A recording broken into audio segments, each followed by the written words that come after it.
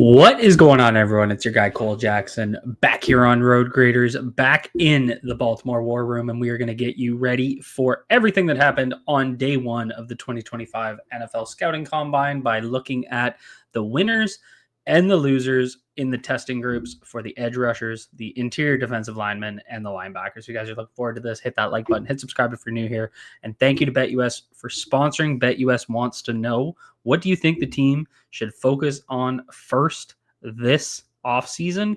You can go over to BetUS, use promo code YouTube150, get 150% sign up bonus, get 125% on your next two deposits. Go over there, more money in your pockets. So we are going to dive in, and so contextually around this, I'm looking at guys that had higher expectations. I think guys that needed to prove something, guys that have question marks about them that didn't really. I always have an. It's always tough to say whether someone should have tested or not. And we'll kind of get into this when we talk about some of the edge rushers, because there are a few guys that I do think should have tested just to put it on paper and check those boxes. And you have to remember, the scouting combine is really about that for some teams. They're looking to check boxes. They want to see certain benchmarks get hit. And when you don't test, it just makes it hard to do that. And I think it creates more questions about you. I think it also creates some questions around your compete. I think on the other hand, people will run wild with these, and we'll talk about it here in a second. But I don't think it means as much. And sometimes I think it means more, if that makes sense. So we'll kind of dive through some of those themes as we go through this. So let's start with the edge rushers. And obviously the big winner in this one was Shemar Stewart out of Texas A&M. This was, I think he came in statistically in terms of the RAS score. And so for those not familiar, the chart on the right-hand side, relative athletic score, that's at MathBomb on Twitter. He puts these together every year. Shemar Stewart came in as the best testing edge rusher in combine history in terms of relative athletic score. So it takes all of your athletic testing and it rolls it up into, you have to go look to see kind of how his formula works. But Shemar Stewart, interesting guy, absolutely blows the testing out of the water. Unreal 40, really good 10-yard split. The explosive measurements, obviously really good. And what sometimes happens is some of these guys that are a little bit smaller, especially in the edge rusher groups, guys that are 6'2", 6'3", 240, smaller guys, they'll get dinged on the size grade. Now, he came in at good due to his weight, but he still was up there in his height. So he basically measured in. He came in, he had 34.25-inch arms. Like, he came in like he was built in a lab, and then he tested like it. So this is what I mean. What does this mean for Shemar Stewart? Because on one hand, it definitely boosts his stock. But then on the other hand, you go look at his production. 6 sacks over the last 3 years, and that's over 560 odd pass rush snaps. So only 6 sacks. This year, absolute pressure merchant. He had 33 hurries, 4 QB hits, 2 sacks, only a 12.4 pass rush win rate, which isn't overly high. Definitely a lot of guys in the class over that 15% mark. So not a ton of production, but he measures like this. And that's where you have to ask yourself, are you willing to bet on the traits? Reminds me of a guy like Trayvon Walker, who didn't have a ton of production coming out of Georgia. So I almost said Alabama, coming out of Georgia, but tested. And then obviously he's gone on for his traits to develop after a slow start. So you have to ask yourself, does the traits of Shemar Stewart and the athleticism he showed, does it have that ability to kind of ignore the production? So drop a comment down below. Let me know what you guys think about that. Very much an Odafe Oweh situation for Ravens fans, because Oweh came in, tested it great. I think he was 12th overall all time in terms of edge rushers for relative athletic score, but his production coming out has obviously been an issue. And now we've seen it, we finally got into double digit sacks, but he's got a average, I'll call it, pass rush win rate, and just got into double digit sacks this year. So drop a comment down below. Let me know what you guys think about that. Moving on, Landon Jackson, I highlighted him in my preview episode for the Combine. Came in, measured exactly what I was expecting, a little bit lighter than I was expecting, which I thought was interesting. I thought he was going to be more 275, 280, but he basically came in big. And, though that explosive score that you see is exactly what I was expecting, because you see it on tape. Like, he is just, and you see it in his weight room measurements, absolutely explosive athlete. Again, one of those guys where I think for some of these guys that are, marquee power rushers, I think this is where it gets really interesting in terms of how you look at the athletic measurements, because obviously, and he didn't do agility testing, which is tough because that's really where you see guys bend when they're running the 3-cone. And a guy that's a little bit more of a stiffer upright pass rusher, it helps you project, can they add that speed rush part to their game? And so he didn't have a great 10-yard split, which I thought was interesting because that kind of measures, your first 3-4 strides, but really good explosive numbers. Didn't get to see the 3-cone, but he comes in and measures exactly how I was expecting. Very similar to Shemar Stewart, though. Better production in terms of sack production, but 11.2 pass rush win rate this past year. Very good against the run, though. So one of those guys that will definitely be a starting caliber guy due to his edge setting ability, but comes out, absolutely tests well, exactly what you're expecting. And then you have to look at it in the context of being at that size. Absolutely ridiculous. Donovan Azaruku, another guy that I was really looking forward to seeing. He led the FBS. That's a lie. Mike Green led the FBS. He's second in the FBS. He led the Power 5 is how they frame it when they post it, because Mike Green went to Marshall with 14 sacks. He also added 20 QB hits, 26 hurries. Ridiculous production. Just 18.2% pass rush win rate. He had like a 90.7 true pass set pass rush grade from PFF. Just someone that's constantly winning. And he came in, and he's not big, and it looks like that on film, but he does have good length, which is really interesting. A guy that's 6'2" with 34-inch arms, I always find that really intriguing, because I don't really care how tall you are. It's really about that margin for error and your arm length, and he definitely passed and checked that box. But his explosive and his agility scores exactly what you see on film. Very fluid pass rusher, someone that I think he uses this Euro step that I think really does him wonders. As soon as he can add that inside counter off the Euro step, I think he's going to really start to progress. A guy that I think needs to learn to convert speed to power. Really wanted to see his 10-yard split, but he didn't run the 40. That's fine. But someone that definitely went out there and checked all the boxes when his size came into play, because he is as explosive and as bendy as it looked. So super excited for him. I think this does push him into that first round territory, and definitely someone that's going to be in consideration in the BPA model at pick 27 for the Baltimore Ravens. Now we move into the losers. Calling them losers kind of feels shitty, but again, this is Jack Sawyer, a guy that just won a national championship. And to be fair to Jack Sawyer, he didn't test. And so this is what I mean. Like, I look at this as not a good thing, because he had great production this year, 10 sacks, 16 hits, QB hits, 38 hurries, 17.6 pass rush win rate. Very, very productive. But one of those true power rushers that I think I didn't see a lot of bend. I didn't see quite the explosiveness that I wanted to see, but a very good football player. He knew how to break down tackles, and he knew how to get to the quarterback. So what I wanted to see was, how does the athletic measurements show us what that kind of ceiling is? Like, can he add that speed rush element to his game? If you guys have followed me for a few years, I talked about this with George Karlaftis, as, I saw enough in some of his tape to see that ability to add that edge rush game. You look at a guy like Trey Hendrickson that's developed into an all-pro guy that was a power guy.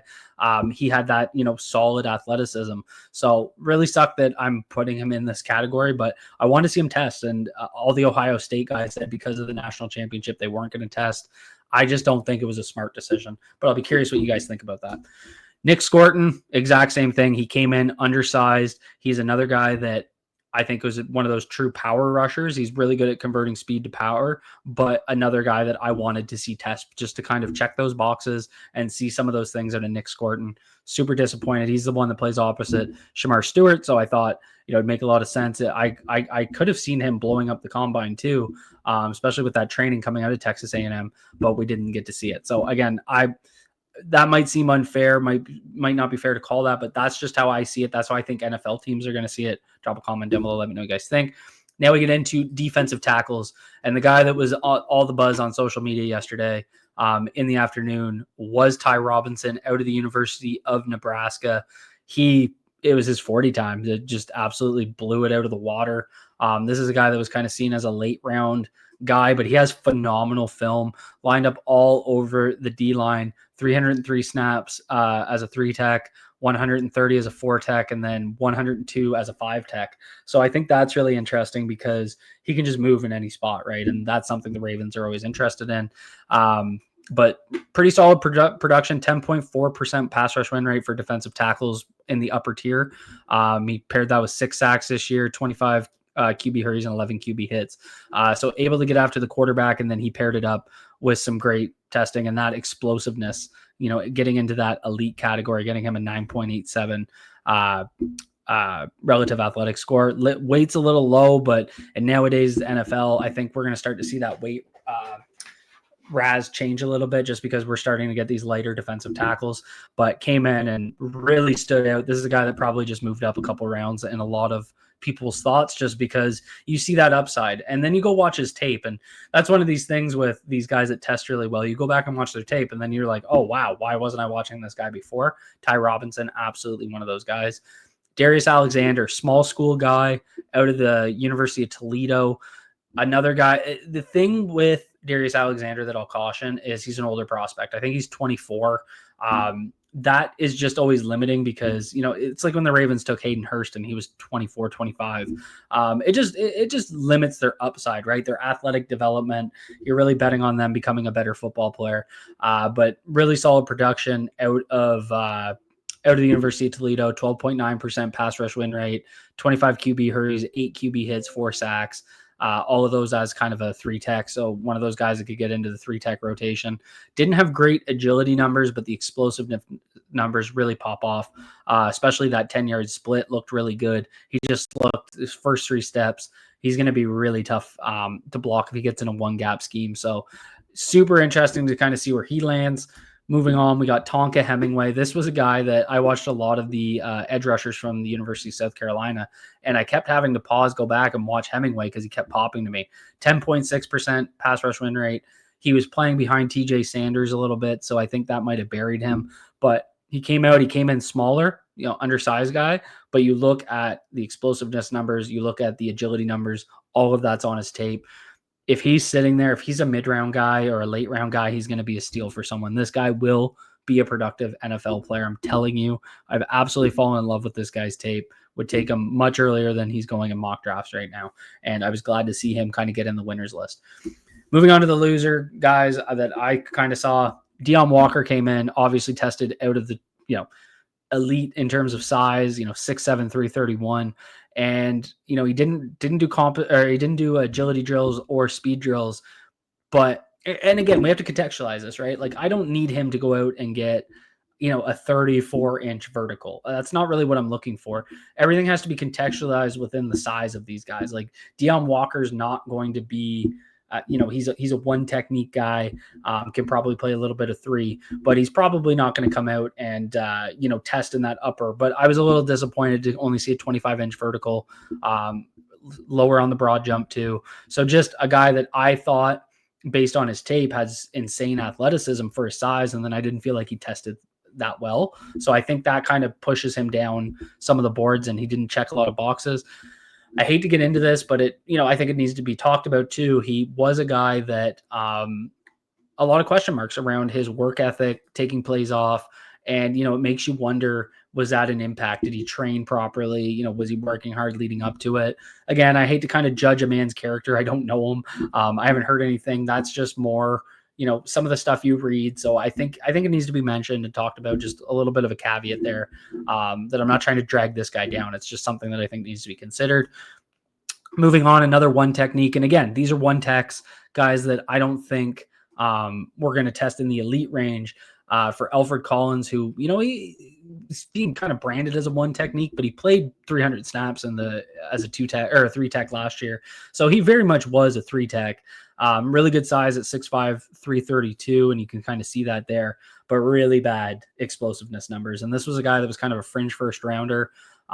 Just kind of what it makes me is kind of, you look at his production, only a 6.9% pass rush win rate, 17 QB hurries and 1 sack. He's had 3 sacks over the last 3 seasons. It just makes, if you need a run stuffer, Alfred Collins, definitely a guy to take a look at, but I don't think he has that pass rush upside that would, interest me the most. I think he's going to be a 2-gap guy, and I think his numbers kind of back that up. Linebackers, Jahad Campbell. This is a guy that I think he's going to be so much fun to watch when he gets to the league. And, you know, some of these linebackers that are coming out now are so unbelievably athletic. And, you know, he's a guy that has all of the measurements to back it up, really good coverage statistics, you know, really good sure tackler, only a 5.9% missed tackle rate, which is really good. A lot of tackles for a loss. Just one of those, he played on the D line a lot too.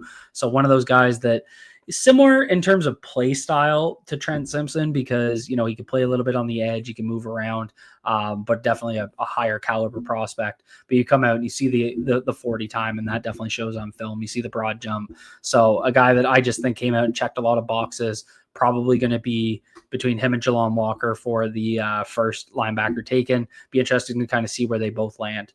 And moving on here, we have a guy that, sorry.